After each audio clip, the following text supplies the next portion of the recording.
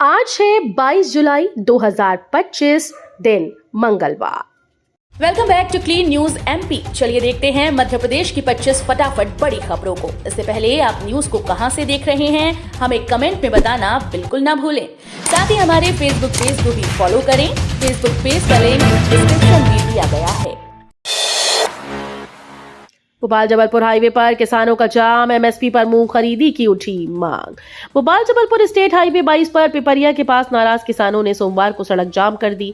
किसानों की मांग थी कि समर्थन मूल्य पर मूंग की खरीदी तुरंत शुरू की जाए, जो पिछले 3 दिनों से बंद है। किसानों के प्रदर्शन के चलते दोनों ओर वाहनों की लंबी कतारें लग गईं और करीब 3 घंटे तक हाईवे ठप रहा। मौके पर पहुंची पुलिस ने किसानों को समझाने की कोशिश की, लेकिन वे खरीदी शुरू होने तक पीछे हटने को तैयार नहीं थे।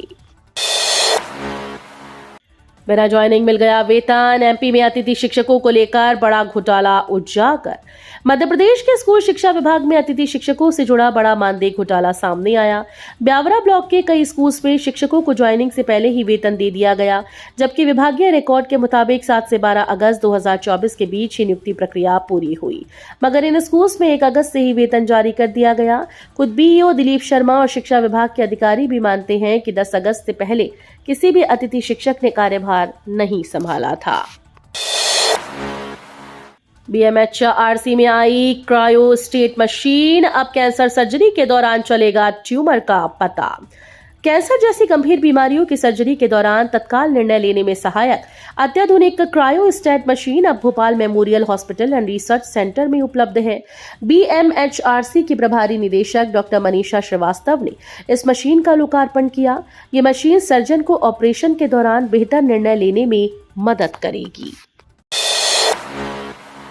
28 या 29 जुलाई को एमपी बोर्ड जारी कर सकता है दूसरी परीक्षा का रिजल्ट।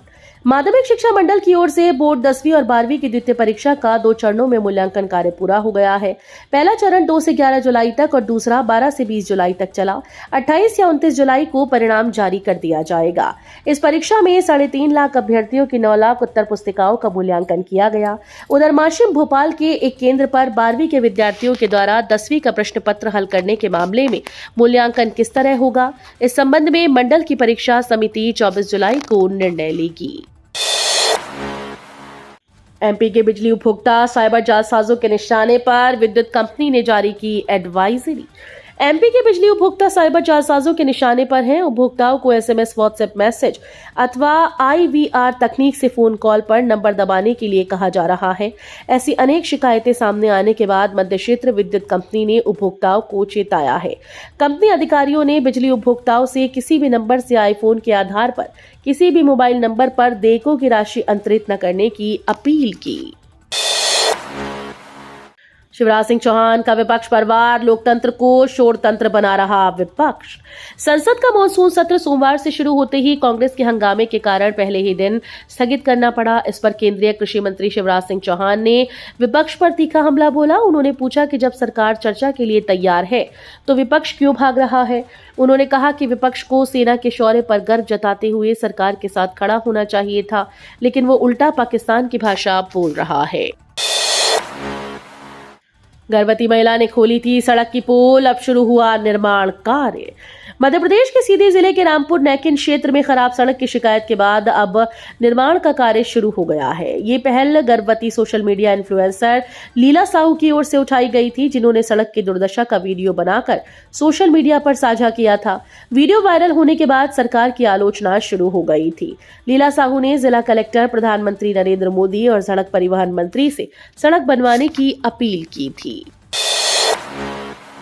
सतना के रत्नेश ने रचा कीर्तिमान, लद्दाख की चोटियों पर लहराया एमपी टूरिज्म का झंडा। प्रख्यात पर्वतारोही रत्नेश पांडे ने लद्दाख की 4 ऊंची चोटियों को मात्र 3 दिनों में फतेह कर नया कीर्तिमान रच दिया है। उन्होंने 20,000 फीट से अधिक ऊंचाई वाली ग्यामा कांगरी ईस्ट की आगर्री, यालुंग नोंग 1 और यालुंग नोंग 2 चोटियों पर सफल चढ़ाई की। हर चोटी पर उन्होंने पर्यावरण संरक्षण का संदेश दिया और आई लव सतना व एमपी टूरिज्म के पोस्टर प्रदर्शित किए।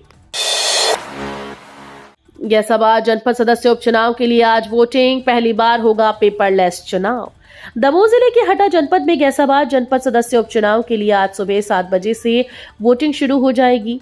5 प्रत्याशी उपचुनाव के मैदान में अपनी किस्मत आजमा रहे हैं। सोमवार शाम अधिकारियों ने ग्राम पंचायत गैसाबाद, बलेह और गरेही पंचायत में निर्वाचन की तैयारियों का जायजा लिया। कांग्रेस के शिविर में जुड़े राहुल गांधी बोले, भारत की अर्थव्यवस्था 2-4 उद्योगपतियों के पास। धार जिले के मांडू में चल रहे मध्य प्रदेश कांग्रेस के 2 दिवसीय नवसंकल्प शिविर के पहले दिन लोकसभा में नेता प्रतिपक्ष राहुल गांधी ने वर्चुअल माध्यम से विधायकों को संबोधित किया। राहुल गांधी ने कहा कि भारत की अर्थव्यवस्था 2-4 उद्योगपतियों के हाथ में है, इससे हर वर्ग परेशान है। भोपाल का नया मकाम अब सुपर स्वच्छ लीग में करेगा देश के टॉप शहरों में मुकाबला। स्वच्छता के क्षेत्र में भोपाल ने एक और बड़ी छलांग लगाई है। स्वच्छ सर्वेक्षण 2024 में 10 लाख से अधिक आबादी वाले शहरों की श्रेणी में भोपाल देश भर में दूसरे स्थान पर रहा। साथ ही राजधानी की देश की सबसे स्वच्छ राजधानी और 7 स्टार रैंकिंग का सम्मान भी मिला। अब भोपाल अगले सर्वेक्षण में सुपर स्वच्छ लीग का हिस्सा बनेगा, जहां उसका मुकाबला इंदौर, सूरत, नवी मुंबई, अहमदाबाद और विजयवाड़ा जैसे शीर्ष शहरों से होगा। एमपी में विधायकों के लिए 18 महीने में बनकर तैयार होंगे फ्लैट, इन सुविधाओं से होंगे लैस। मध्य प्रदेश के सीएम डॉक्टर मोहन यादव और विधानसभा अध्यक्ष नरेंद्र सिंह तोमर ने विधायकों के फ्लैट का भूमि पूजन किया। अरेरा हिल्स पर 159.13 करोड़ की लागत से 102 फ्लैट का निर्माण किया जाएगा। लगभग 67 सालों बाद रेस्ट हाउस को नए फ्लैट में तब्दील किया जाएगा।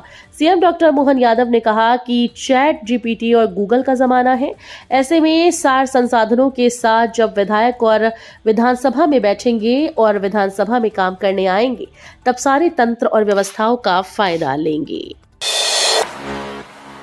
सीएम मोहन यादव ने बजाई झांझ, विजयवर्गीय ने बजाया डमरू, भक्ति के रंग में रंगे एमपी के मंत्री। धर्मनगरी उज्जैन में एमपी के मंत्री महाकाल की भक्ति के रंग में रंगे नजर आए। सावन के दूसरे सोमवार को यहां महाकाल की सवारी निकाली गई, जिसमें CM Mohan Yadav, deputy CM Rajendra Shukla और वरिष्ठ मंत्री कैलाश विजयवर्गीय भी शामिल हुए। सीएम सहित प्रदेश के ये मंत्री कभी डमरू तो कभी झांझ बजाते दिखाई दिए। भगवान महाकाल के श्रावण मास की इस दूसरी सवारी में अलग अलग दलों ने प्रस्तुति दी। अब एक ही परीक्षा से मिलेगा कई विभागों की नौकरी में मौका। सरकारी नौकरी की तैयारी कर रहे युवाओं के लिए राहत भरी खबर है। अब उन्हें एक ही पद के लिए बार बार परीक्षाएं नहीं देनी होंगी। मुख्यमंत्री डॉक्टर मोहन यादव की मंशा के अनुरूप सामान्य प्रशासन विभाग ने नई भर्ती प्रणाली को लेकर प्रारूप तैयार किया। ये प्रस्ताव मुख्य सचिव अनुराग जैन के सामने प्रस्तुत किया जाएगा, जिसके बाद मुख्यमंत्री डॉक्टर मोहन यादव की मंजूरी ली जाएगी। खुले में ई वेस्ट फेंका तो लगेगा 3 लाख का जुर्माना। खुल गया देश का पहला कचरा कैफे। देश का पहला ई वेस्ट क्लिनिक 5 साल पहले भोपाल में खुला था, लेकिन नगर निगम और केंद्रीय प्रदूषण नियंत्रण बोर्ड अफसरों की लापरवाही की वजह से ये क्लिनिक आज खुद कचरा घर बन गया है। शहर में हर साल 437 मीट्रिक टन ई कचरा निकल रहा है। ये मात्रा हर साल 12 से 15% की दर से बढ़ती जा रही है। इसमें 200 टन प्रतिबंधित प्लास्टिक शामिल है। ई वेस्ट का डिजिटल डंपिंग ग्राउंड बन गया है। एमपी के शहर में तेजी से फैल रहा आंत का कैंसर। मध्य प्रदेश की राजधानी भोपाल के युवाओं में आंत यानी कोलन कैंसर के मामलों में लगातार तेजी देखी जा रही है। शहर में स्थित एम्स, हमीदिया, निजी अस्पतालों की ओपीडी में हर महीने इस बीमारी के औसतन 20 से 25 नए संदिग्ध केस आ रहे हैं। विशेषज्ञों का अनुमान है कि बीते साल 25 से 40 साल के 300 से ज्यादा युवाओं में इस कैंसर के लक्षणों की पुष्टि हुई। बुजुर्गों को होने वाली ये बीमारी अब युवाओं को तेजी से अपना शिकार बना रही है। बदलाव चाहती है मध्य प्रदेश की जनता। 2028 के विधानसभा चुनाव को लेकर कांग्रेस का बड़ा बयान। कांग्रेस की टीम एमपी फिर एक्टिव हुई है। धार जिले के मांडू में कांग्रेस के नवसंकल्प शिविर का शुभारंभ हुआ। राष्ट्रीय गीत वंदे मातरम के गायन के साथ प्रदेश प्रभारी हरीश चौधरी, प्रदेश कांग्रेस अध्यक्ष जीतू पटवारी, समस्त विधायकों, सेवा दल की टीम और वरिष्ठ नेताओं की उपस्थिति में ध्वजारोहण किया गया। इस मौके पर कांग्रेस नेताओं ने प्रदेश में राजनीतिक बदलाव की आवाज बुलंद की। आगरा से ग्वालियर के बीच जमीन अधिग्रहण का काम आखिरी चरण में। ग्वालियर आगरा के बीच 4,613 करोड़ रुपए की लागत से तैयार होने वाले access control 6 lane greenfield expressway के लिए अब 3 राज्यों में भू अर्जन की प्रक्रिया अंतिम चरण में पहुंच चुकी है। जीआर इंफ्रा कंपनी से अनुबंध होने के बाद 6 महीने का समय काम शुरू करने के लिए दिया गया था। इस बीच में कंपनी को जरूरी फाइनेंस और संसाधन जुटाने हैं, जबकि national highway authority of India को भू अर्जन की प्रक्रिया को पूरी करने के साथ ही ताज ट्रेपेजियम जोन में पेड़ काटने के लिए सुप्रीम कोर्ट से अनुमति लेनी है। भोपाल में आउटर पर रोज ट्रेन के खड़ी रहने से 2.5 किलोमीटर के सफर में लग रहा आधा घंटा। निशातपुरा से भोपाल के बीच 2.5 किलोमीटर की दूरी तय करने में ट्रेन को आधा घंटा से अधिक लग रहा है। बीना से भोपाल आने वाली ट्रेन को अक्सर निशातपुरा आउटर पर 20 मिनट से लेकर 1 घंटे तक के लिए रोक दिया जाता है, जिससे यात्रियों को परेशानी का सामना करना पड़ता है। हालांकि इस रूट पर तीसरी रेल लाइन का संचालन शुरू हो गया है। इसके बावजूद आउटर पर ट्रेन को रोके जाने का सिलसिला अभी तक थमा नहीं। जीतू पटवारी का सीधा सवाल। मध्य प्रदेश कांग्रेस अध्यक्ष जीतू पटवारी ने मुख्यमंत्री मोहन यादव पर तीखा हमला बोला। पटवारी ने कहा कि मुख्यमंत्री को यह समझना चाहिए कि वो केवल भाजपा के नहीं, पूरे प्रदेश के सीएम हैं।